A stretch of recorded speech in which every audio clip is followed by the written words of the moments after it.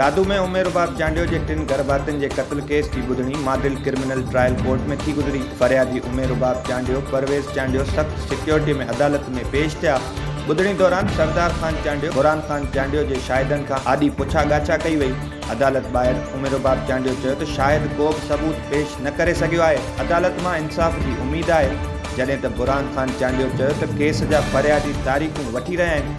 अदालतूं इंसाफ़ कंदियूं। अदालत ईंदड़ ॿुधणी 11 अक्टूबर ताईं मुलतवी करे छॾी।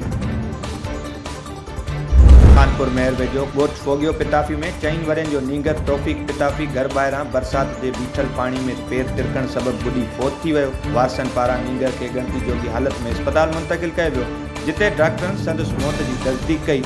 हुननि इंतिज़ामिया खां मुतालबो कयो त बरसात जे बीठल पाणी खे नेकाल करे वधीक जानी नुक़सान थियण खां बचायो वञे। रूरल हेल्थ सेंटर टंडोजाम में दंदनि जी डॉक्टरियाणी जो अनोखो कारनामो। डॉक्टरियाणी शीरीन हारिस जिस्म खे सुन करण वारी इंजेक्शन मरीज़ खे ॾियाड़ीअ में हणण बदिरां अखि में हणी छॾी, जंहिं सबबि मुतासिर मरीज़ जी अखि ज़ाया थी वई। मुतासिर मरीज़ इरफान खानज़ादे डॉक्टरियाणी ख़िलाफ़ एहतजाज कंदे चयो त इलाज में गफ़लत कंदड़ डॉक्टरियाणी ख़िलाफ़ सख़्त कार्रवाई कई वञे।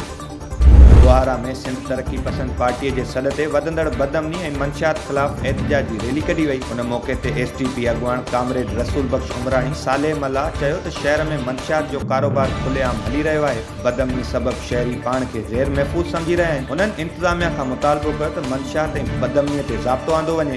ॿी सूरत इंतिज़ामिया ख़िलाफ़ सख़्त क़दम खंया वेंदा।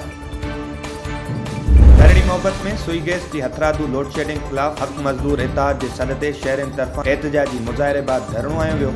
उन मौक़े ते एहतजाजी धरणे जे अॻुवाण हैदर लाशारी, इनाम कोसो ऐं ॿियनि चयो त राधण ज़ोनल इंचार्ज समूरे इलाइक़े में गैस जी हथरादू लोड शेडिंग करे जीअण जंजाल बणाए छॾियो आहे। इलाइक़े वासी रद पचाव वारे टाइम गैस जी हथरादू बंदिश सबबि सख़्त ॾुखियाईनि खे मुंहुं ॾेई रहिया आहिनि। उन्हनि मुतालबो कयो त धरणी मोहब्बत ऐं आसपास जे इलाइक़नि में गैस जी हथरादू लोड शेडिंग ख़तमु कई वञे। ॿी सूरत एहतजाजी दाइरो वसी कयो वेंदो।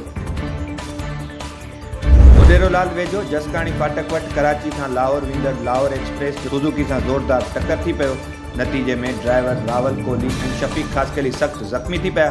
ज़ख़्मियुनि खे ॻणती जोगी हालत में मक़ामी अस्पताल बाद हैदराबाद सिविल अस्पताल रेफर कयो वियो।